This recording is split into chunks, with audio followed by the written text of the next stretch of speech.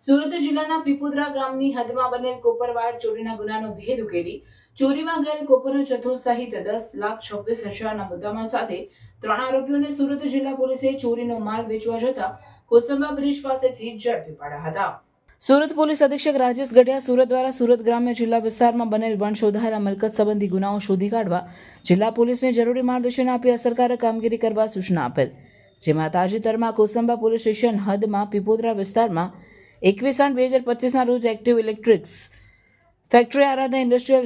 Estate મોટી canal road Shubham ટેક્સટાઇલ્સના gate પાસે પીપોદરા ખાતેથી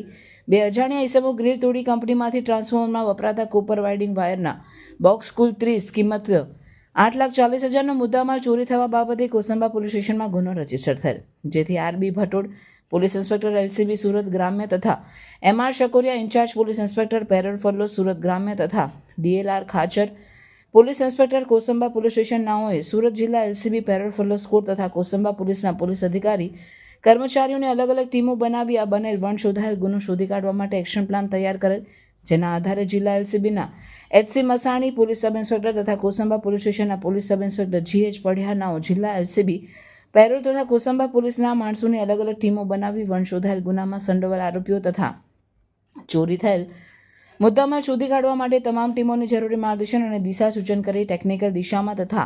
હ્યુમન ઇન્ટેલિજન્સ દ્વારા ચોક્કસ દિશામાં સઘન વર્કઆઉટ કરી પેટ્રોલિંગમાં હતા. દરમિયાન એલસીબી શાખાના હેડ કોન્સ્ટેબલ અનિલ રામજીભાઈ તથા હેડ કોન્સ્ટેબલ વિપુલ નાનજીભાઈ કોસંબાને સંયુક્ત રીતે અંગત હ્યુમન ઇન્ટેલિજન્સ થકી ચોક્કસ માહિતી મળેલ કે તાજેતરમાં કોસંબાના પીપોદરા ગામની હદમાંથી કોપર વાયર ચોરી થયેલ, જે ચોરીનો મુદ્દામાલ વેચાણ કરવા માટે એક ટેમ્પો નંબર GJ06AV 3504માં ભરી જેની આગળ એક Maruti Swift car number HR51CG8443 piloting કરી અંકલેશ્વર તરફ વેચાણ કરવા જનાર છે. જે બાતમીના આધારે જિલ્લા એલસીબી તથા કોસંબા પોલીસની ટીમ દ્વારા નેશનલ હાઈવે નંબર 48 ઉપર કોસંબા બ્રિજ ઉતરતા રોડ ઉપર નાકાબંધી કરી હકીકત મુજબના વાહનો આવતા ઝડપી પાડી બાતમી મુજબના ટેમ્પોમાં તપાસ કરતા ચોરીમાં ગયેલ કોપર વાયરનો જથ્થો મળી આવતા પકડાયેલ ઇસમોને સઘન પૂછપરછ કરતા ઉપરોક્ત ગુનો હોવાનો અને આ ચોરીનો કોપરનો વાયરનો જથ્થો અંકલેશ્વર ખાતે વેચાણ કરવા જતા હોવાની કબૂલાત કરતા તમામ મુદ્દામાલ કબજે કરી પકડાયેલ આરોપીઓ તથા ચોરીનો માલ ખરીદનાર આરોપીઓ વિરુદ્ધમાં કાયદેસરની કાર્યવાહી કરેલ છે.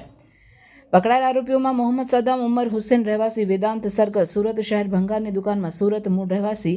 રાયવકા ગામ તાલુકો પહાડી જિલ્લો ભરતપુર મોહમ્મદ તોફિક કરીમ શાહ રહેવાસી હયાતનગર સોસાયટી રૂમ નંબર 141 ભીઠડી બજાર ઊન પાટિયા સુરત